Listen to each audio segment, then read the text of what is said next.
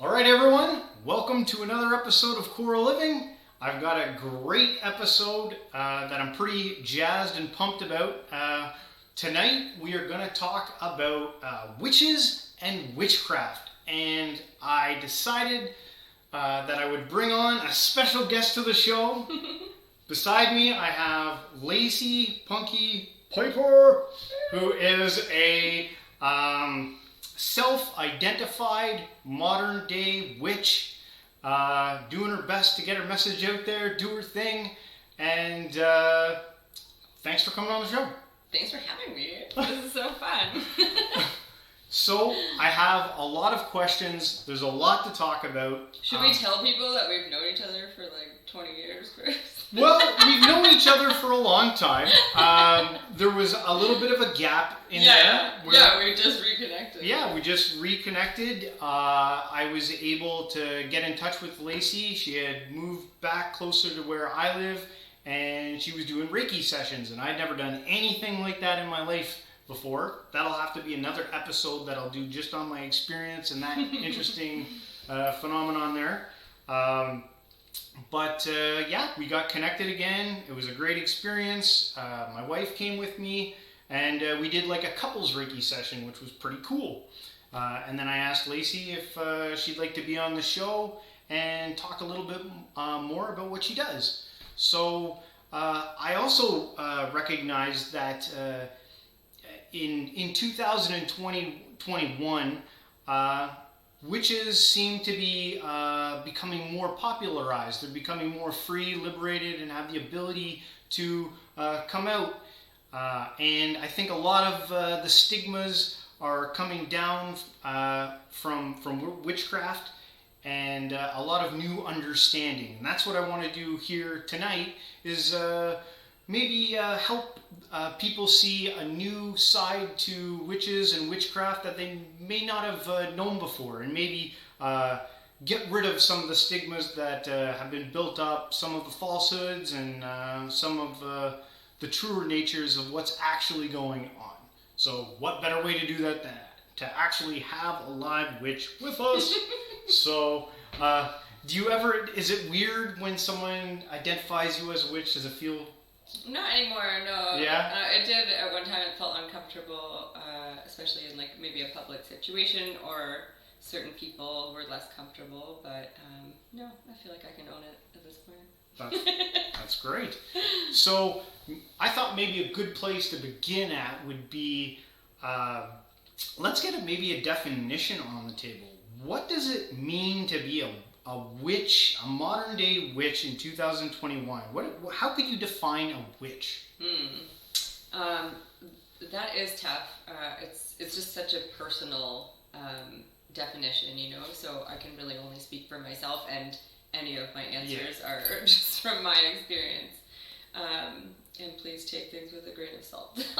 Well, I've gathered that in my studies that there, there's a lot of different beliefs that revolve around witchcraft, and not everyone's belief systems might be exactly the same. So in your experience, what do you think? Like, what does it mean to you?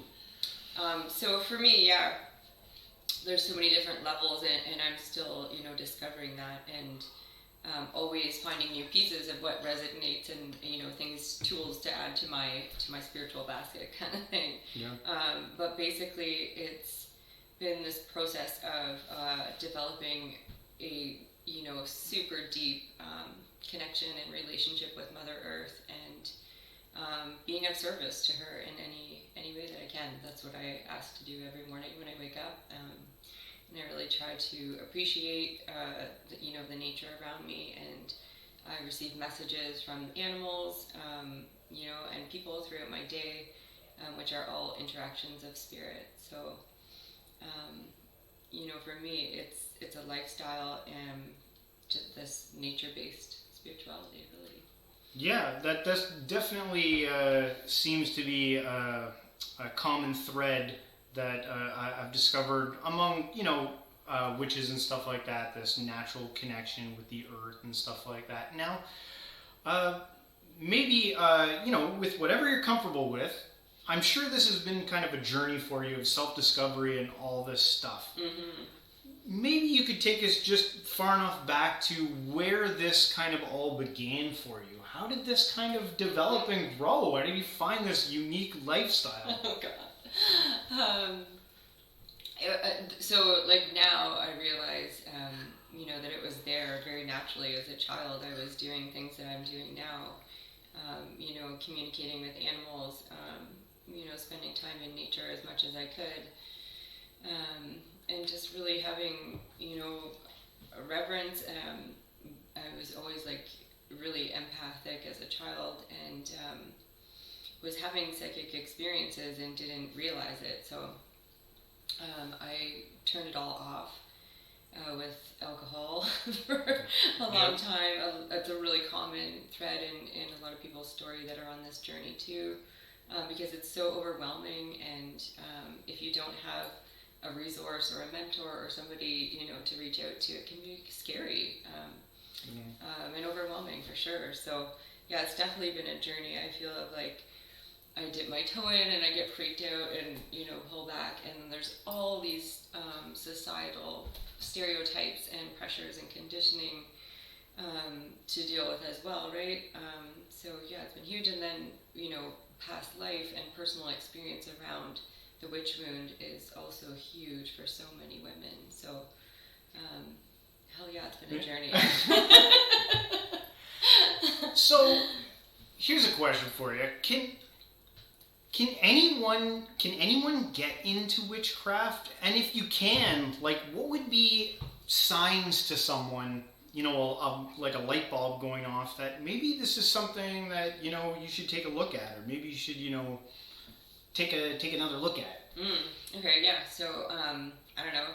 Do you burn incense? Do you, light candles with intention? Do you use herbs in your cooking? You're a fucking witch. Straight to the point. You know what I mean? And if you're not comfortable with that term, that's fine. But it's basically like really owning your womanhood on a deep level, but men can be witches as well, right? So okay. I don't want to just stereotype that, but this is from my my take. I can't speak for the men view because it is such a big part of it is connecting with your womanhood and the mother part of the earth and the mother part of yourself. So which is in all of us. I don't know where you're at with that, but I believe we all have the divine feminine and divine masculine within us. So it's about nurturing that part of yourself, and connecting with the mother who is mother to us all.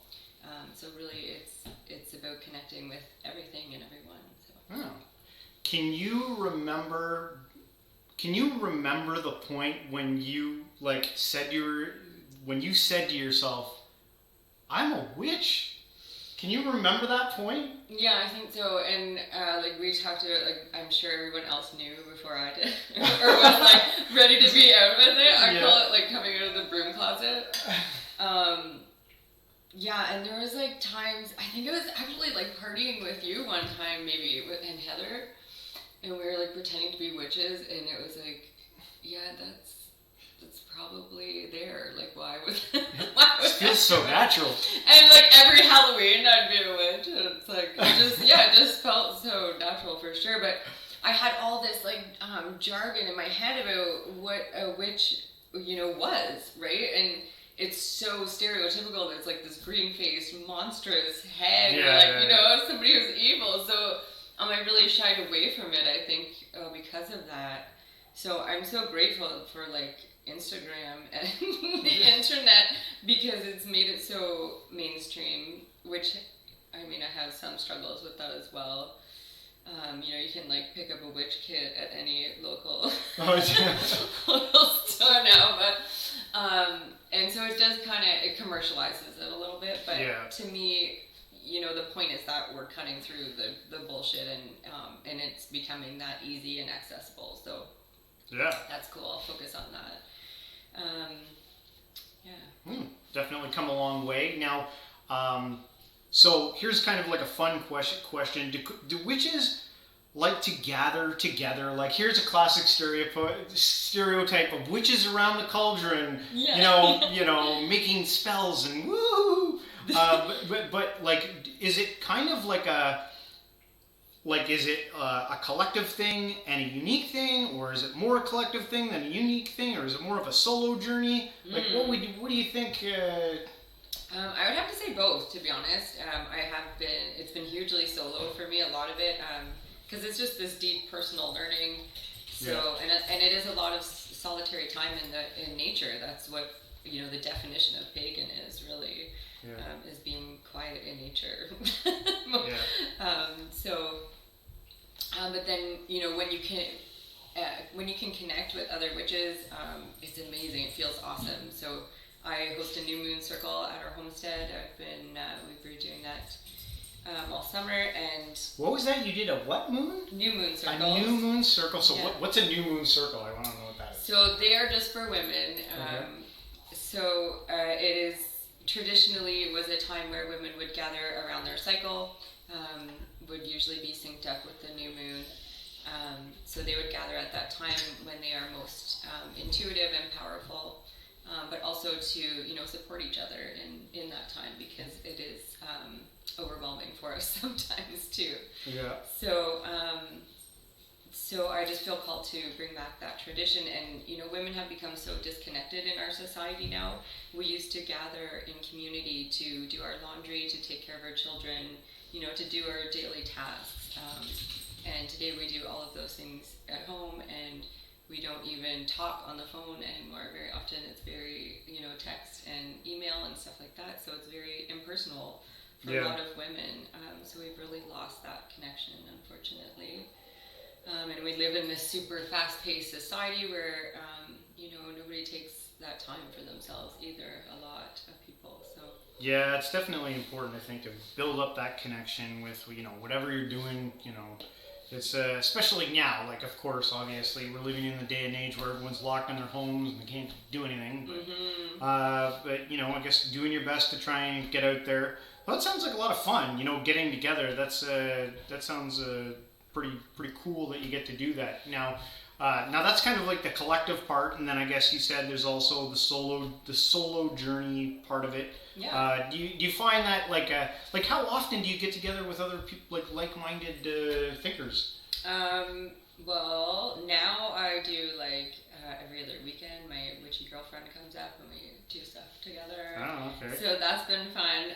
But up until then, it was a lot of solitary stuff. I was living up north and felt like the only witch around. So it was pretty a lot of solitary journey there, a lot of time in the woods, but it really helped me heal and find parts of myself that I don't believe I would have otherwise if I had been distracted with other things. So I'm really grateful for that time, as much as sometimes I was like, this is boring, get me out of here. So is there a hierarchy in witchcraft? Is there like a head? Yeah, there is. So there can be. I don't, there's Wicca, which is actually classified as a religion. Okay. Which I have no interest in. Yeah. So there's too many rules for me. Okay. And I actually have no interest in the hierarchy, System. either. So yeah, to me that's just so defeats the purpose. Yeah. So I'm reading a book right now called Witch by Lisa Lister, and it's amazing. For anybody who's interested, I would highly recommend it. It's an easy read. Note self. Yeah.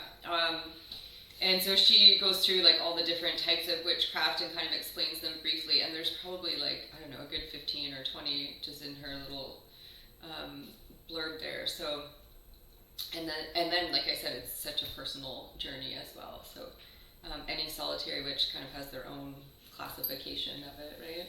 Yeah. Well, my next question, I feel like you may have already kind of answered it, but is there any deeming of witches?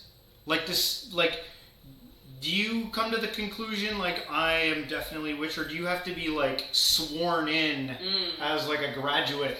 So in those more organized ones like Wicca, there is definitely a process like that, yeah, because they have the hierarchy, so there's like a high priestess and high priest and different levels like that. So yeah, there's like this initiation and this very sacred process to that, yeah. But for me, I haven't really delved into that very much. And so, what type of like ceremonies do witches like practice? Like, what are some common ceremonies? Like, you've mentioned one, the new moon one, right? Yeah, that's a pretty common one. Or full moon gatherings as well are quite common. Basically, we live our life around the moon, so anything to do with that is like a reason to celebrate for us. Yeah. I'm a Celtic witch, so I follow the Celtic calendar. So Halloween is actually New Year for us. So I always like kind of struggle with these holidays. I'm just doing something a little different than most people. But it's fun, and I'm happy, to share with that with people. So, yeah. Well, okay. So you brought me into the next question. Because you said you're a Celtic witch, right? And it sounds like there's a lot of different types of witches and like the practices that they do. Could you name like a few of them? I don't know if there's like a million of them, but yeah. And maybe maybe what they focus in, like if one's like a healer or one's Yeah, it's all based off healing. Yeah. Using plants basically for healing is one of the main criteria, I would say. Yeah. So I'm trying to think now. I'm like on the spot. There's I know there's one specifically called, I think, like the Alexandrian kind of network, and it was started by a man with that name, and so it's like his version of things, organized by him kind of thing, and carried on. I'm trying to think of what I've just read in the book too, but now it's like, mind blanking out. So then, like I said, there's the Druid is what really calls to me. That's one of the Celtic, like the super old Celtic sources, and the Norse and Viking stuff also really calls to me as well. So like the runes are something I think we talked about when you came over. Yeah. That I've been looking into. I feel really called to from the Norse stuff. The Celtic stuff, I really feel called to the womanhood of that, and like connecting women to their womb space and just empowerment through the Celtic side of things. Could be because before like patriarchy, they had things going on, like there was equality and women could feel safe to be in their power. So I really honor that, and that's my heritage as well. So that one really always speaks to me. And if I come away from it, I always end up coming back to it. Well, the origins of witchcraft, are they from Europe? I would say so. Okay. Now, I was fascinated to discover that, like, correct me if I'm wrong, but is it not true that there seems to be a strong tie to like Eastern mysticism with the meditative aspects of, and you were pointing out chakras and stuff to me. I didn't know that, like, because I've been into witch shops before, and it seemed like there was like half like very witchy stuff, and then lots of like Buddha dolls and meditative things, and I don't know. Like, do you notice that? Yeah, for sure. I didn't know witches meditated. I had no clue that was a thing. Oh yeah, it's very common. They're very similar because it's all about energy, right? So when we're working with the earth, it's energy, and everything is energy. So we have to work really hard to keep our energy clear, and connected, so that we can do the work that we do. So yeah, it's very, very similar for sure. I meditate every day. Oh, that's good. So that leads me into my next question, which I was going to ask you about kind of like your day-to-day lifestyle. Like, obviously it seems like the more that you get into this, the more, it seems to seep into your everyday living lifestyle. Mm-hmm, big time, yeah. So what are, like, on an average day, what are like the common day practices of, I guess we can only speak for you, but what do you find in terms of witchcraft, how it's in your day-to-day lifestyle? So ritual is huge for us. That's like super important. So I start my day ritually always, unless something throws me completely haywire, but I find that it just completely changes my day if I call it my power hour when I get going in the morning. Usually takes longer than that, but it's just my time. I get up super early before everyone in the house, and I just enjoy that silence. I enjoy watching the sun come up. That's like just part of how I connect with the earth. I say, there's one prayer I say always. When I wake up, I burn sage or lavender or whatever I have. I light candles. I do a bit of reading and like journaling and meditating. Every morning then I do some yoga or a movement medicine of some sort.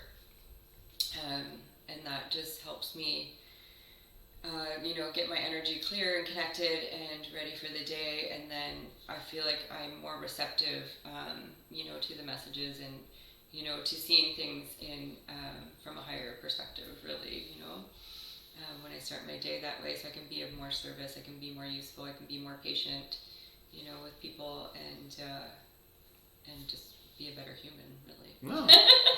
Hey, it's nothing wrong with that. Yeah. Here's something fun.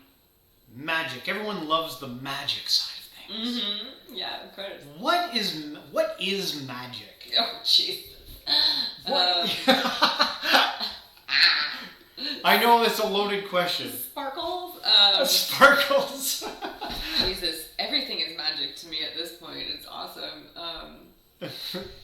Life is magic. Oh, it is. Like, so my favorite line is like, you have to believe in magic for it to happen. You know what I mean? Like, if you're going around like not aware or looking for it or, wanting to, even being open to letting it in, then it's not going to find you or appear. It's going to I'll have to hit you over the head with a 2x4. But at this point, I live a very magical life every day because I choose to. That makes sense. Choose to look for those little things and appreciate them, so more of them are attracted to me, right? When you are focused on that. But my definition of magic might be different than other people's. Like, the sunshine on a tree stump in the forest is magical to me, and that those little things like that just make my day. Earlier today, I took this little girl down to my fairy forest, and she was like giving them flowers, and we saw these little moths in the sun, and she was like, "Oh, there's real fairies over there." I'm like, "Yeah." So that's magical to me, like just to to see her imagination light up like that. And I do believe in fairies, so I'm not bullshitting this kid, but everything, the fact that I wake up in the morning is fucking magical. Hey. I was just talking about this on my last podcast with my brothers. We were talking about... Am I allowed to swear on here, James? Yes, yeah. You should have known. Don't worry. Whenever Justin's on here... Yeah. We're going to have to get all of us on here with that. I'm sure we will have to do that, because I really wanted this episode just because I had so many questions, and I was just like, I'm going to just ask her. I just want to get it all out there. But do you think there's like kind of like a law of attraction-y kind of tie to magic? Yes, where it's like the intention and the focus you put on something... usually a law of attraction has to do with like manifesting and bringing about things through, your will and your power, your energy, focusing in on it. Seems like to be a strong tie. It reminds me a lot about the law of attraction. Yeah, when totally. I think of witches talking about magic and stuff like that. Now, do you have a spell book? I call it, like a grimoire or a shadow book is a common name for them. Oh, I was going to ask you have a shadow book. Yeah. I was like, this is a very common thing with witches, the shadow book. Yeah, Book of Shadows. Actually. The Book of Shadows. Yeah, is it? I was good at, that was like my last question. The Book of Shadows. I was like, I got to ask about this Book of Shadows thing. I have tons of books. Like, yeah, I keep like, pressed flowers in there, like when I'm learning about new crystals or Reiki stuff or like any magical experience that I had, I write it in there. There's nothing bad in there, like any plant medicine that I learn, I keep in there. So are these like, is it like spells that you're writing in there? Or is it more, or is it a journal, or is it a self-reflection? Yeah, a lot of that, and just a lot of what I'm learning, like, anything that I'm learning about on the journey. I don't know, I can't keep all of this stuff straight, so, it's just a documentation of your journey, really, I would say. Yeah. And there are times, when you're doing deep, dark work, like, that's part of, I think, maybe the aspect that scares people is that, like, there's no room for bullshit here. You have to see through all of your own crap to walk this path. So kind of like tackling your ego. Yeah, big time. So we're all at different levels there at different times, right? There's days where I'm not where I want to be with that. So yeah. So do spells get passed down through tradition from other? They could. Yeah. So that's one of the types of witches is generational, I think they call it, maybe. Okay. So that's when you're like a straight bloodline witch and you would have hereditary stuff passed down to you, like spells, and you would be taught things by your grandma and your mom. But that's pretty uncommon these days. My mom would never, ever dare call herself a witch, even though she is doing things that are quite witchy, but she doesn't know that and would never admit it. I love you, Mom! Yeah. She's okay with me being a witch, but I really don't think she would ever call herself that.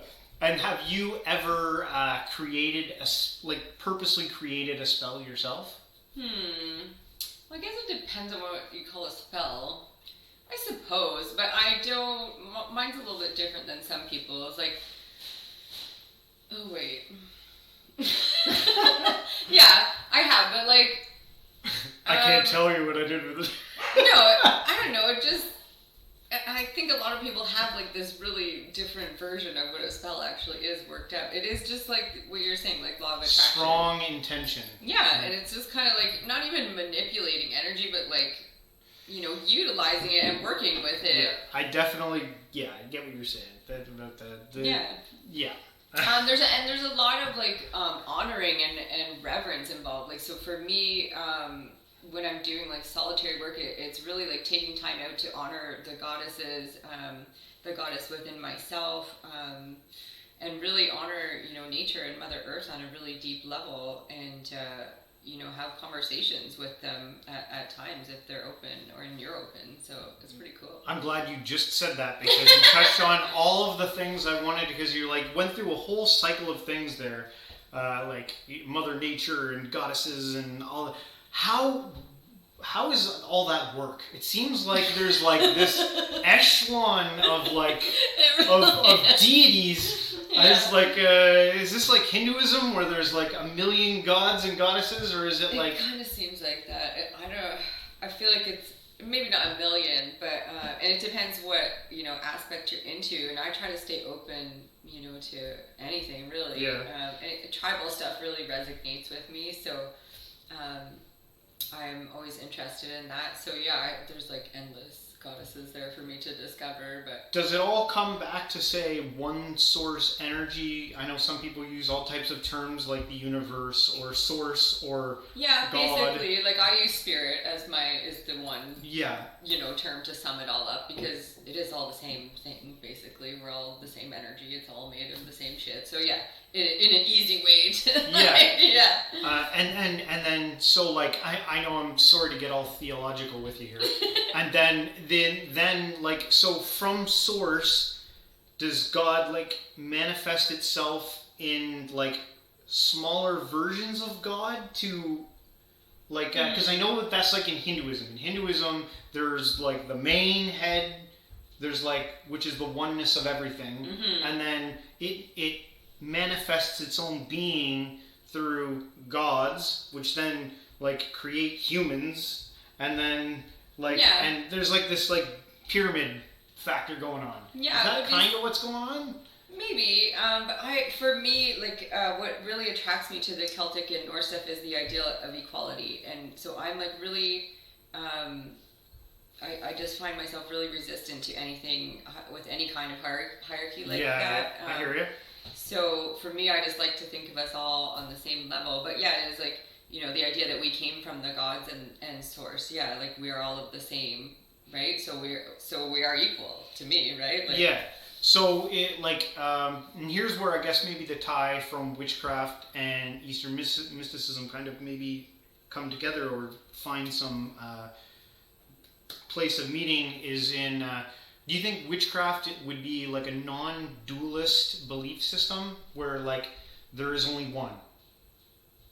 There's only one thing, because the dualistic perspective would be that there is like there's a separation between the finite reality and the holy God or whatever presides over it. But I find even in Christianity, I know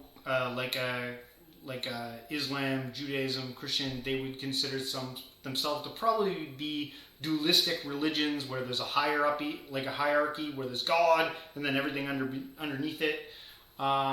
But even in their religions, if you look close enough, I think you can find some of that unity of oneness, just like in Eastern mysticism or like Eastern religions, Buddhism, Jainism, things like that, where they believe that it's all one thing, even though it's just God manifesting itself, basically. In every infinite possibility, basically. But it's all still one thing. It's like an infinite sandbox. Yeah. And you just chisel out what you want to, see, right? I think I can only speak for myself on that one, really, and it really depends on which aspect of witchcraft you're into. Like, I think for some of the more organized religion type based ones, there would maybe very well be some duality for sure, and more hierarchy, like we said. So, or maybe not the duality, maybe just the oneness. I don't know. For me, it's just everything is one. I'm one with all that is. That's like my little chant that I say all the time. Do witches believe in reincarnation? Most of us do. Anybody I've encountered, I definitely do.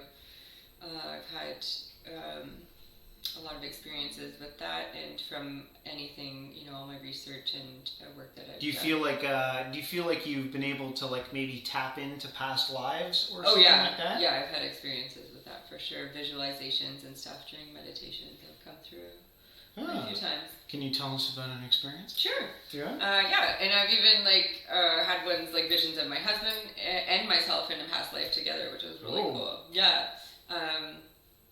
So that's fun. Let me see. So my horse that I have now, I keep having this reoccurring vision of us in battle together, like in a past life. So, warriors! Yeah, we were like warrior women in a past life.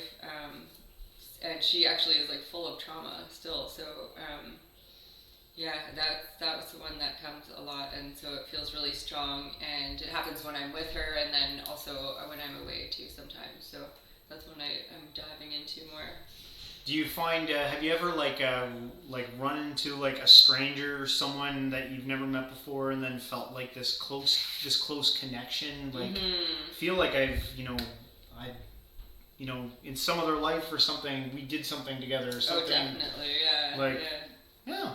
Just like familiar souls is what they are, right? And definitely sometimes it's past life, or sometimes I don't know. It's weird. Have you ever had that? I actually have had some interesting. Usually it is in dreams. As the dreams, I had a fascinating dream once when I was in high school where I dreamt of this girl that I had only vaguely just seen in passing when I was in high school, and I can remember clear as day. We were talking in the dream. We were having this interaction, And then I woke up feeling like, what was that? I was like, I've never like talked to that girl. I've never hung out with that girl. I've like only seen her a couple times, maybe in high school. But anyway, that morning I got up. I did the same thing I do every morning. Just went into the lunch hall, sat down, with my friends. And this girl walked into the lunch hall and sat down right beside me. I was like, what the fuck? That's awesome. I was like, I didn't even know what to say. It was just the fact that it happened. I was just like, holy hell. So I was like, so that's like my own weird, I don't know. I feel like I get lots of strange dreams. Do you like interpret dreams? Yeah, for sure. I have like a dream journal. My grandma got me into it actually. Like she does these things without realizing either. She would never call herself a witch, but she buys me like psychic books and dream books and like, oh, this is for you. Like, thanks. Little does she know it really helps. So yeah, there's definitely something to dream interpretation. There's a lot of different levels there as well. Yeah. Usually mine are pretty clear. Like I can make a pretty clear connection between what it is in my personal life.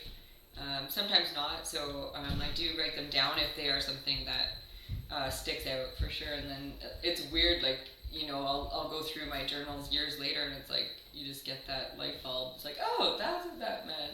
Yeah.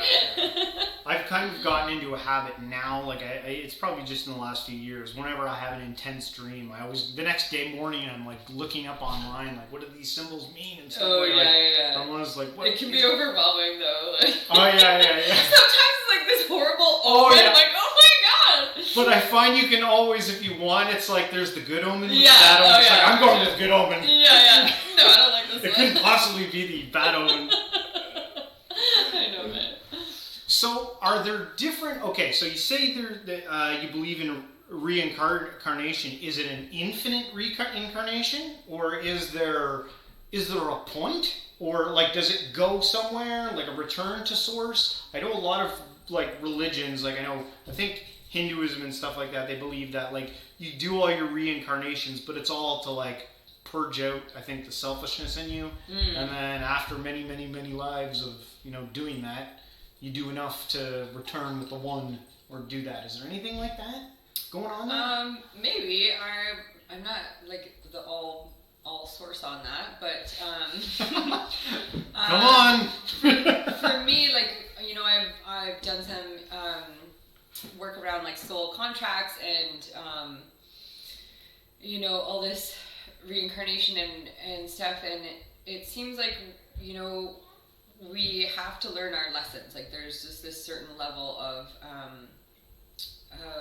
awareness and consciousness that our source is trying to elevate us to, and so we have to keep coming back until we have fulfilled those certain lessons for ourselves, whatever everybody's got their own personal things to work out. I'm not really sure as far as like if there's an end point, and then that's what I've kind of wondered that, like, do you just get your badge at the end and then it's like, okay, I'm done now. I did it. You don't go back anymore? Like, I'm kind of curious about that myself, so I have to look more into that. Hey, we're all explorers here. That's the exactly. the beauty of this thing. Yeah. So you seem like a pretty good witch.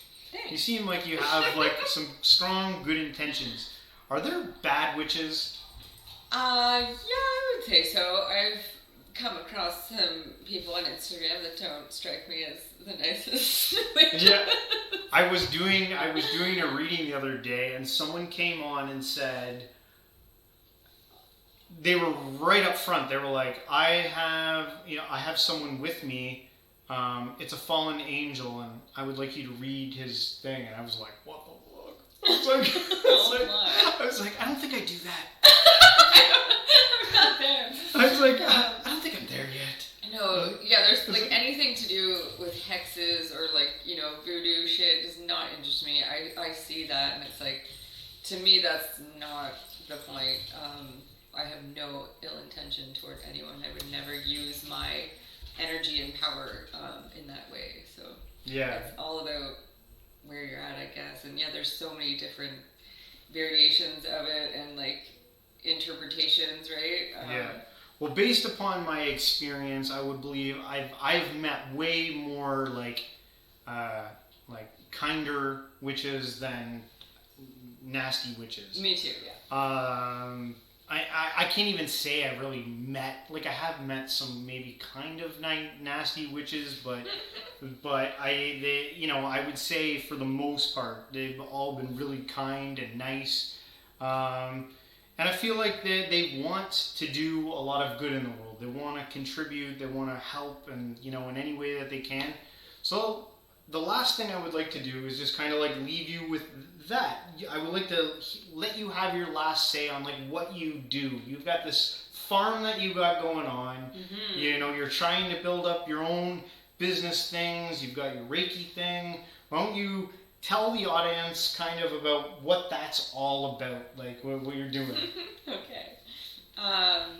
Yeah, I've been on this mission, for lack of a better word, for probably over 10 years now of bringing my dream to life. So I went back to environmental school, and that's really where it started. I think I was already into spirituality, and then that really brought me back to the earth and, living in a more conscious way.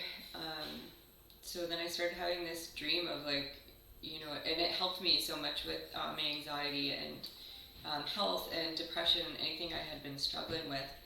And I still find that if I get away from the earth, I can feel really unwell pretty quickly. So I became really passionate about sharing that, and I just kept seeing this need in our society for the reconnection. Even with our food, we've become so disconnected from the earth that we forget that it even produces our food, I think. Like, we're so used to everything from above. Doesn't come from McDonald's? Yeah, what? I know. I thought Big Macs were the Holy Grail. I know. So, yeah, we once would have a really strong relationship. Everybody would have grown their own food and developed that relationship with the earth and that appreciation, So, anyways, I'm trying to make this That's okay. concise. It's a long story. That's okay. Keep it going. And so through college, I also was reconnected with the horses and shown a different path with them. There's so much more to them than just riding or competing in shows. They are here as healers, and they have this massive amount of medicine to share with us. And I was fortunate enough to grow up with horses and always very connected with them. So that's become a huge part of my journey as well. And I offer horse medicine on our homestead now. So we've just found our place. We've been there since the spring, so 8 months-ish now. We're both jacked at this point. It's been intense. So we're dreaming of winter, it's going to be any easier. Maybe a little slower, but yeah, so I have been hosting some drum making circles and new moon circles. I am getting the horse stuff going, so I've been doing horse therapy. I do something called equine assisted learning. But basically I've just developed my own style of therapy with the horses, and so we're getting that going, and I just have this vision of this healing homestead where people can come and feel safe and connect with the earth and their own magic, and just rediscover all of that for themselves. Well, that's really great. The Reiki sessions that you do, can you tell us a little bit about that? What, for those who are new to Reiki, what is all that? Yeah, so this guy shows up for Reiki and grills me like he doesn't know anything. And then tells me I'm new here. Yeah. What's happening? That was great. Then tells me after that he does tarot and it's all into it. Oh god. So the Reiki.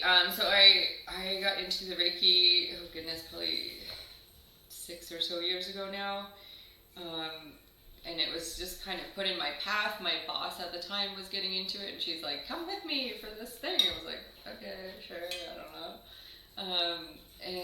tried to be really open to it, and it definitely awoken something within me. But at the time, like, I remember sitting in the class thinking, I'm never gonna do this. I'm never like touching people. This is weird. Don't tell the universe what you're not gonna do. Yeah, right. I was just like, yeah, this is cool. Like, I'll use it on myself or whatever, and my kids. But like, that's about it, I think.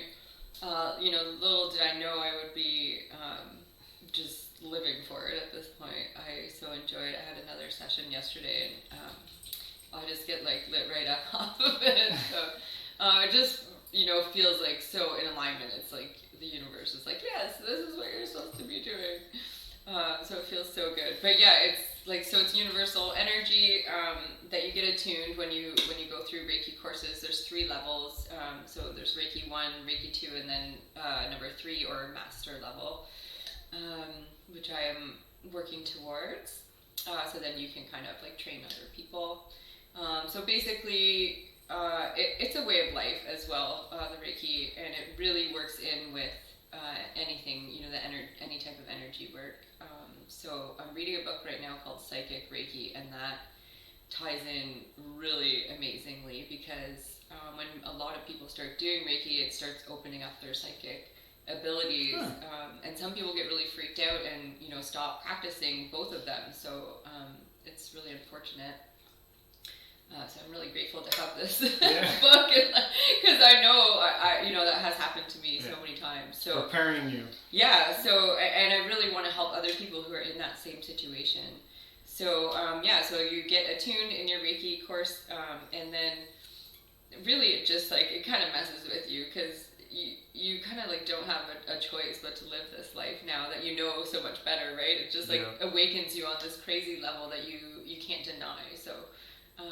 It has been this really cool process of like it's slowly forcing me to evolve and like pushing me through my own stuff and a lot of my own fear, to put myself out there in that way. So, but it's so cool, and I just witness it over and over and over again. So I'll just give you some examples because I find it hard to explain. I can just, I put my hands on people and I do things intuitively and it works. That's like basically what I can tell you. But I can see things, like with the animals, it's amazing. When we moved in, we had this like batch of kittens within a few weeks that didn't have a mom. They were only like 2 weeks old or something. And one had a really bad eye infection. It was actually damaged. Like I could see his, the inside eyelid, like, was not right. I'm like, oh goodness, I don't know if he's gonna keep this eye. I actually named him Pirate because I was like, yeah, this doesn't look good, dude. You're not, if it stays, it's not gonna be like usable. Yeah. And so I started doing Reiki. I was like, whatever, I'll do what I can. That's always my attitude. And I did Reiki and used a tea bag to detox it for like 3 days. And the guy is amazing. You'd never know anything was ever wrong with his eye. So I was like, cool, that's pretty undeniable, right? And there's just so many stories like that have happened. So yeah, it's pretty cool. Well, that's great. So you're getting involved with wildlife, humans. You're bringing them together. You got you're doing healings. You're helping people out. It seems great. Seems really genuine. And I think what you're doing is a service to others. So. That's great that you're doing that, and I want to thank you for coming on the show. I know I grilled you. I had a lot of questions. That's okay. I wrote those last night. Really? I could probably found more. Yeah. But you answered them all really well. So thank you for coming on the show. Thanks for having me. I enjoyed it. Thank you guys for joining us on the show, for the journey, for coming with us and learning a little bit more about witchcraft. I'm going to leave in the comments the details that Lacey leaves with me about how you can get in reach with her, in touch if you want a reading or just want to talk to her or whatever.